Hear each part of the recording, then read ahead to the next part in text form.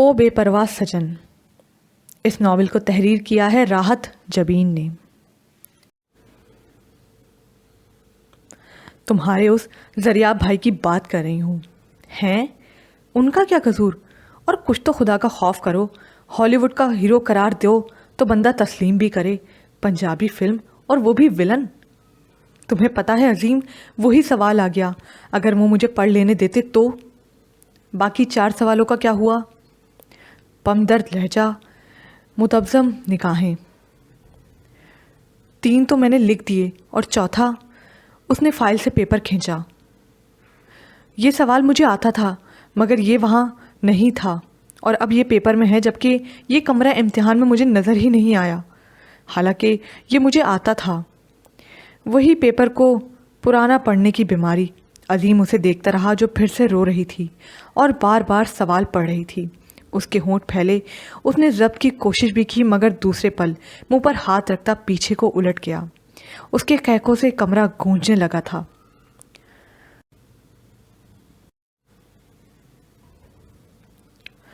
सत्रह सितंबर 2002। आज ज़ुबैर ने एक बहुत ही अजीब बात कही और मैं हक्का बक्का सी उन्हें देखती रह गई। आज वो लॉन के सूट पीस लेकर आए थे, 2 मेरे और 2 फुप्पो के लिए। बहुत खूबसूरत कलर और बहुत खूबसूरत डिज़ाइन। ज़ुबैर की चॉइस वाकई बहुत आला थी। मुझे पता था आज ज़ुबैर को आना है, इसलिए मैंने सारा काम पहले ही समेट लिया था। कुछ अच्छी अच्छी सी डिशेस बनाकर फ्रीज़ कर दी थी। फुप्पो के सर में शायद दर्द था, वो सारा दिन कमरे में ही बंद रहीं। मैंने 1-2 बार पूछा कि खाना ला दूं या फिर कुछ और बना दूं। उन्होंने हाथ के इशारे से मना कर दिया, मुंह से भी कुछ नहीं बोली। कभी कभी उनका रवैया वाकई बहुत अजीब सा हो जाता है। वो इतनी अजनबी बन जाते हैं कि मज़ीद बात करने की हिम्मत ही नहीं होती। शाम ढलने लगी तो मैंने एक बार फिर सुर्ख फर्श पर गीला कपड़ा फेर दिया। फर्श मज़ीद सुर्ख हो गया था। सतून से लिपटी बेलें भी धो डालीं। सुर्ख फर्श के पसे मंज़र के साथ उनका सब्ज़ रंग कुछ और निखर आया था।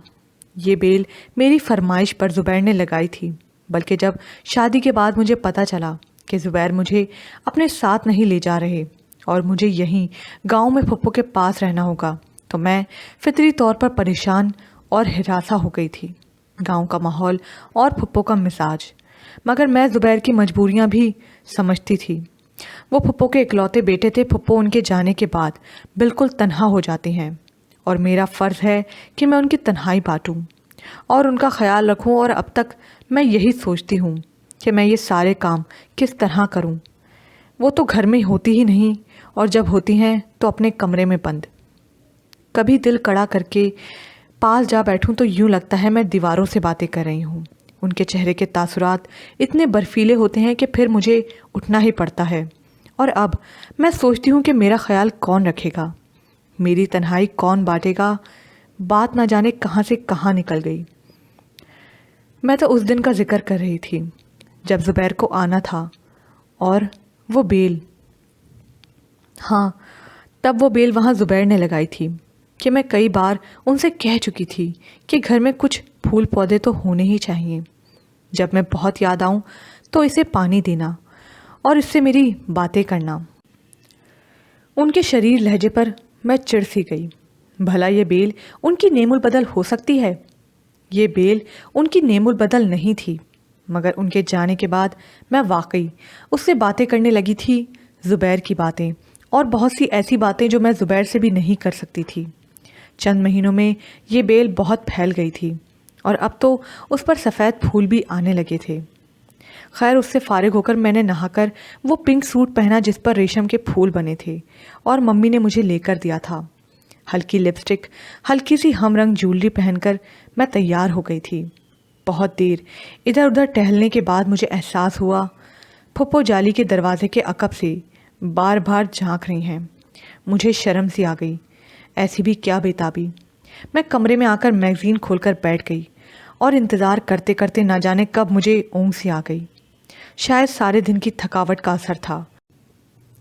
आँख खुली तो बाहर से ज़ुबैर की आवाज़ आ रही थी।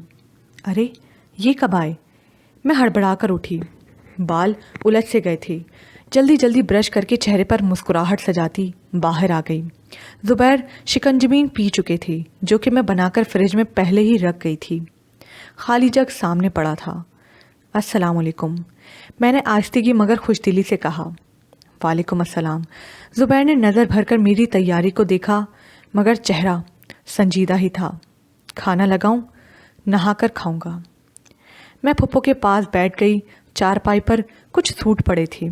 ये 2 तुम्हारे हैं, 2 अम्मी के, ज़ुबैर ने आहिस्तगी से बताया। बहुत खूबसूरत हैं, है ना फुप्पो? मैंने खुश होकर तायद चाही। फुप्पो ने हल्की सी हूँ में इक्तफ़ा किया। तभी मुझे एहसास हुआ माहौल में कुछ कशीदगी सी है। फुप्पो खुलकर बात नहीं कर रही थी, बल्कि वो ज़ुबैर से कोई बात करती भी तो इतनी आहिस्ता कि इतना करीब होते हुए भी मेरी समझ में कुछ ना आता। ज़ुबैर की निगाहें बार बार मेरी तरफ उठ रही थी, मगर इन निगाहों में मेरे लिए ना कोई पैगाम था, ना वारफ्तगी। मैंने कुछ उलझकर फुप्पो की तरफ देखा। वो ना जाने किस सोच में डूबी थी। मैं बेख्तियार क्या उठी। अरे फुप्पो, आपने कपड़े नहीं बदले? हालांकि मैंने दोपहर ही में कपड़े इस्त्री करके बाथरूम में लटका दिए थे। अब बदलूंगी, उन्होंने अब पर जोर दिया तो ज़ुबैर ने उनका हाथ थामकर उसकी पुश्त पर बोसा दिया। अम्मी जाएं, पहले नहा लें। फुप्पो ने बेहद प्यार से ज़ुबैर के सर पर हाथ फेरा और नहाने चली गई। मैं दानिस्ता सूटों की तरफ मुतवज्जह हो गई जब ज़ुबैर ने वही बात की। अम्मी का ख्याल रखा करो नयाब। रखती तो हूँ, कामों में उनका हाथ बटाया करो, पास बैठा करो, बातें किया करो, ज़ुबैर कह रहे थे और मैं हक्का बक्का उन्हें देख रही थी। फुप्पो ने आपसे कुछ कहा? नहीं, लेकिन क्या मुझे खुद एहसास नहीं हो सकता? वो उठकर अंदर चले गए। कैसा एहसास? मैंने परेशान होकर सोचा और वहीं बैठकर अपना मुहासबा करने लगी। कहाँ कोताही हुई, कहाँ कमी रह गई?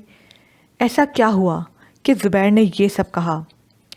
कुछ समझ में नहीं आता था, मगर बहुत सी ऐसी बातें ज़रूर गिरफ्त में आने लगीं जो इससे पहले मैं नज़रअंदाज कर देती थी कि छोटी छोटी बातें नज़रअंदाज कर देना ही अच्छा है।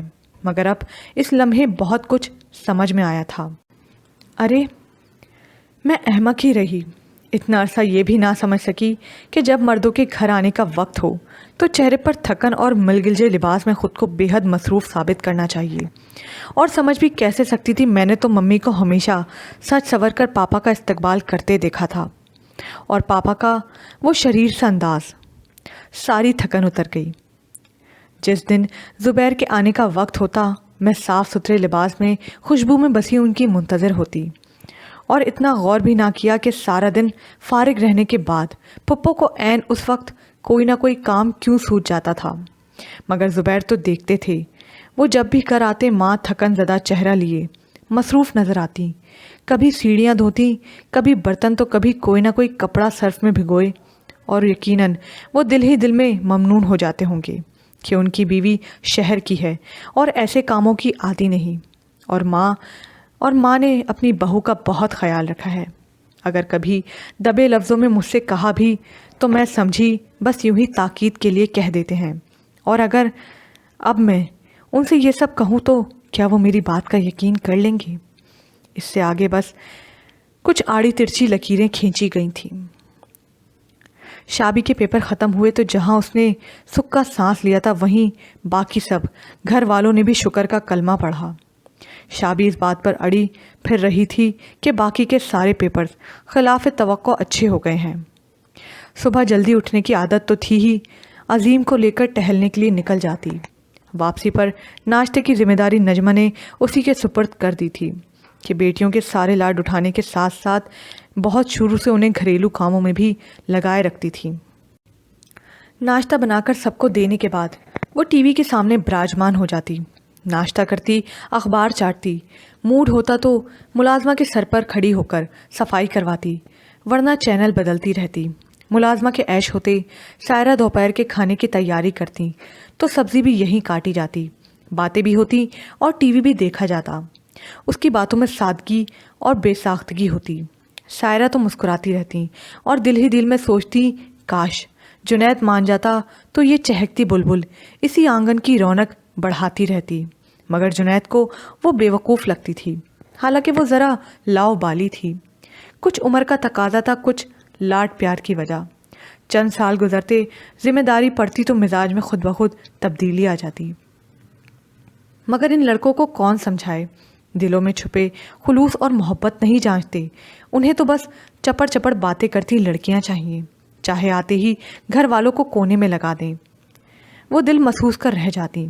ज़रियाब को वो सुबह जॉगिंग से वापसी पर नजर आती थी, पसीना पसीना चेहरा लिए अजीम से किसी बात से झगड़ती हुई।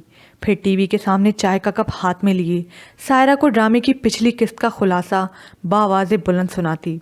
दोपहर को लौटता तो रिसाला हाथ में होता, वही लाउंज में विराजमान सेब खा रही होती। सायरा किचन में होती। ज़रियाब के ऊपर भी खासा बुरा इंप्रेशन पड़ा था। नालायक, खाने और टीवी की शौकीन, बातें बनाने में माहिर। अब अगर लाउंज पर सायरा सबको बता रही थी कि ये दम के कबाब और सालन शाबी ने बनाए हैं, तो ज़रियाब कुछ तंजन ही मुस्कुराया था। उसी वक्त रोमिया का फ़ोन आ गया। वो माजरत करके उठ गया।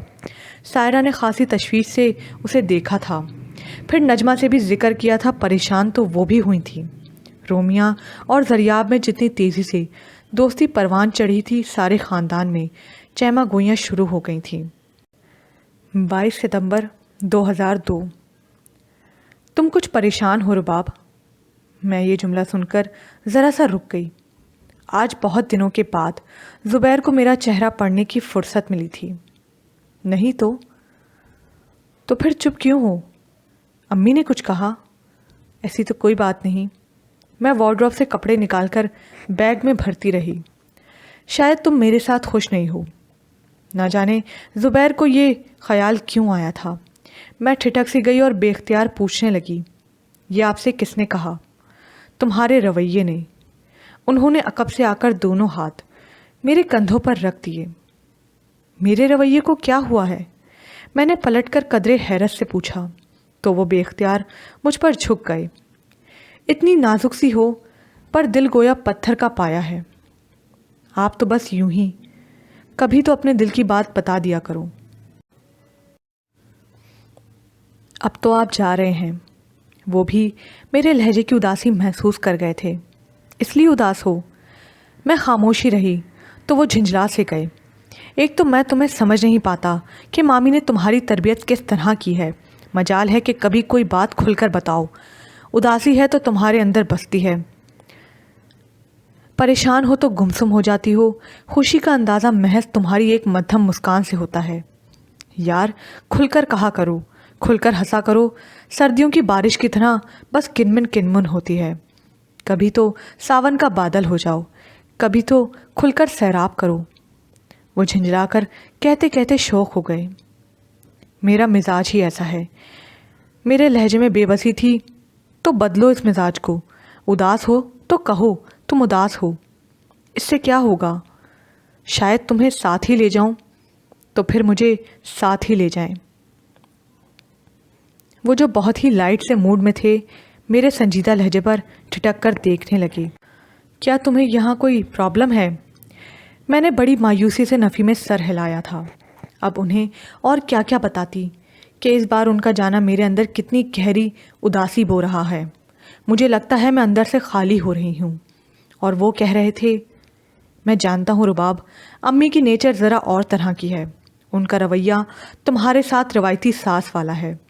लेकिन ख़ुद को उनकी जगह रख कर सोचो। मैं उनकी उम्र भर की कमाई हूँ। बेवगी के बाद जिस तरह उन्होंने ज़मीनों का इंतज़ाम संभाला और जिस तरह मेरी तालीम व तरबियत की, मामी ने तुम्हें बताया ही होगा। हाँ, मम्मी ने कुछ बताया तो था। बहुत कुर्बानियाँ दी हैं उन्होंने मेरे लिए। अब वो मुझसे अगर कुछ उम्मीद करती हैं तो क्या मैं उनकी उम्मीद को तोड़ दूँ? रुबाब, उन्हें हमारे बच्चे की हमसे ज़्यादा खुशी है। मैंने उनसे दबे लफ्ज़ों में कहा था, मगर वो बेबसी से कंधे उचका कर रह गए। उनके ख्याल में अब तुम्हें लंबा सफ़र नहीं करना चाहिए। अभी बहुत वक्त है ज़ुबैर। हाँ, मगर अम्मी। पता नहीं ज़ुबैर इस मुकाम पर आकर इतने कमज़ोर क्यों हो जाते हैं।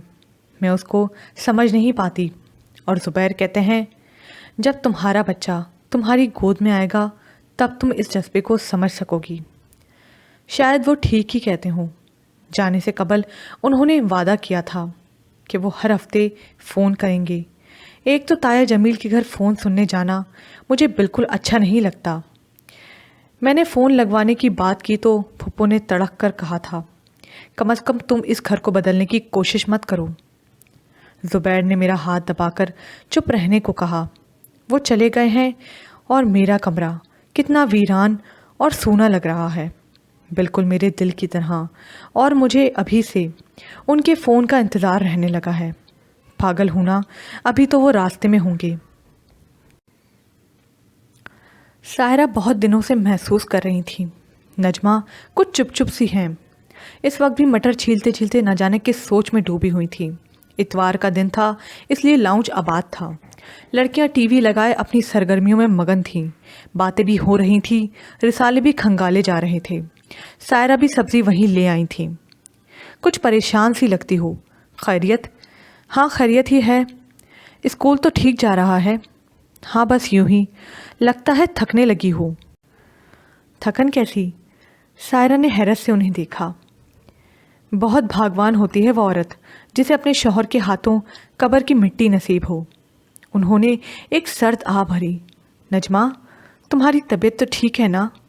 فطری طور پر سائرہ پریشان ہو گئی۔ نجمہ جیسی مضبوط اعصاب کی عورت کے منہ سے یہ الفاظ سن کر انہیں دھچکا سا لگا تھا۔ دونوں بچیوں کے ساتھ بیوگی کا یہ طویل عرصہ جس ہمت اور حوصلے سے انہوں نے گزارا تھا وہ قابل تحسین تھا۔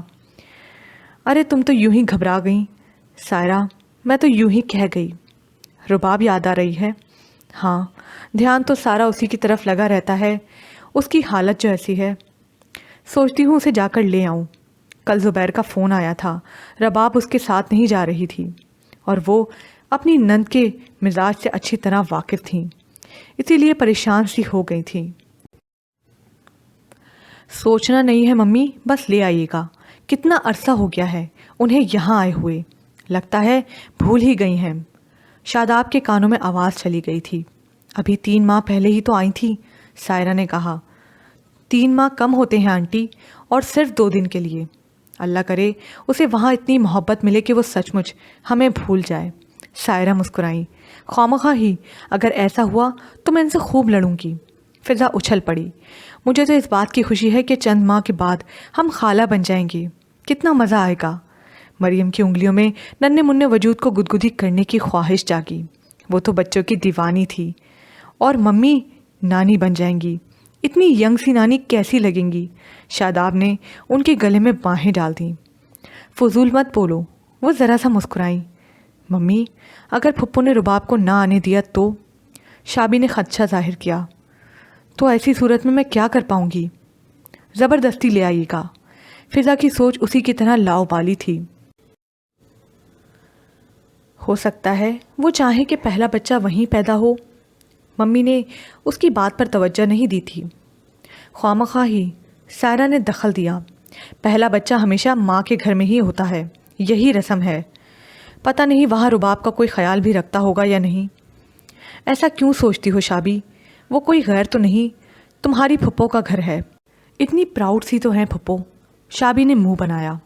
تو اور کیا، بری دکھاتے ہوئے دیکھا تھا کس طرح ایک ایک چیز کو قیمت بڑھا بڑھا کر بیان کر رہی تھی، حالانکہ رباب نے اپنے کپڑے کتنے نفیس اور خوبصورت بنوائے تھے۔ تم لوگ ایسی باتیں کیوں کرتی ہو؟ ممی بے چین سی ہو گئیں۔ چیزوں سے کیا ہوتا ہے، برتنا اور سہنا تو لوگوں کا ہوتا ہے۔ اور شابی بیٹا، یہ تو ہم سب مانتے اور جانتے ہیں کہ زبیر کو دیکھ کر کیا تھا۔ رباب کو اگر کوئی تکلیف ہوتی تو کیا ہمیں نہیں بتاتی؟ بعض معاملات میں رباب بہت گہری ہے، وہ اتنا کسی سے کچھ نہیں کہتی۔ پاپا کی ڈیتھ کا سب سے زیادہ اثر انہوں نے ہی لیا تھا۔ پاپا ان سے سب سے زیادہ پیار کرتے تھے، وہ بھی ان کے بغیر ایک پل نہیں رہتی تھی، مگر مجال ہے انہوں نے پاپا کے متعلق کوئی بات بھی ہم سے کی ہو، سب دل میں چھپا لیا۔ شابی سنجیدہ سی ہو گئی۔ اور وہ زیادہ آئی بھی تو نہیں ہے۔ میری فرینڈ کی بہن کی شادی ہوئی ہے، وہ تو ہر ہفتے میکے میں موجود ہوتی ہے، اور رباب تو صرف چند ہی دفعہ آئی ہے، وہ بھی زبیر بھائی کے ساتھ، رہنے تو ایک دفعہ بھی نہیں آئی، فضا نے کہا تھا۔ وہ دور بھی تو ہے، نجمہ نے کمزور سا دفاع کیا۔ ویزا تو نہیں لگتا، شابی نے جراح کی۔ ختم کرو بس، خواہ بات کو تول دے رہی ہو۔ اتنا نہیں کہ آج چھٹی کا دن ہے تو کچن میں ماؤں کا ہاتھ بٹا دیں۔ بیٹیاں جوان ہوتی ہیں تو مائیں ہاتھ پر ہاتھ رکھ کر بیٹھ جاتی ہیں، اور یہاں ابھی تک نوالے منہ میں دینے پڑتے ہیں۔ سائرہ نے موضوع بدلنے کے لیے انہیں لتاڑ کر رکھ دیا۔ یہ بات ہے، مریم کو جوش آ گیا۔ اب آپ لوگ یہیں بیٹھیں، آج کھانا ہم لوگ بنائیں گے۔ اس نے ٹوکری اٹھائی اور شابی اور فضا کے ساتھ کچن میں چلی گئی۔ سائرہ نے مسکرا کر نجمہ کو دیکھا۔ اچھا، خواہ ایسی شکل بنا کر مجھے بھی پریشان مت کرو، کسی دن چکر لگا آنا، بلکہ فون پر بات کر لو، تمہیں بھی تسلی ہو جائے گی۔ 26 ستمبر 2002۔ آج ممی کا فون آیا تھا۔ کیا چیز ہوتی ہیں یہ مائیں بھی، اتنا دور بیٹھ کر بھی پتہ چل گیا کہ میں اداس ہوں۔ بار بار پوچھ رہی تھی تم خوش ہونا۔ میں کہہ ہی نہ سکی ماں، زندگی کچھ مشکل سی لگنے لگی ہے، بس کہہ دیا بہت خوش ہوں۔ کیسی شفاف آئینے جیسی زندگی تھی، مروت اور حسن اخلاق، یہی سیکھا تھا ماں سے، اور یہاں ہر روز ایک نیا سبق سیکھتی ہوں، روز ایک نیا چرکا لگتا ہے۔ کیسے کہہ دیتی ماں تم سے غلطی ہو گئی، روایتی ماں کی طرح، بس یہی دیکھا کہ لڑکا اپنا ہے، اچھی جاب پر ہے، بس نہیں دیکھا تو یہ کہ ماحول کتنا مختلف ہے، میں یہاں ایڈجسٹ کر پاؤں گی یا نہیں۔ زبیر بہت اچھے ہیں مگر میرے پاس نہیں ہے۔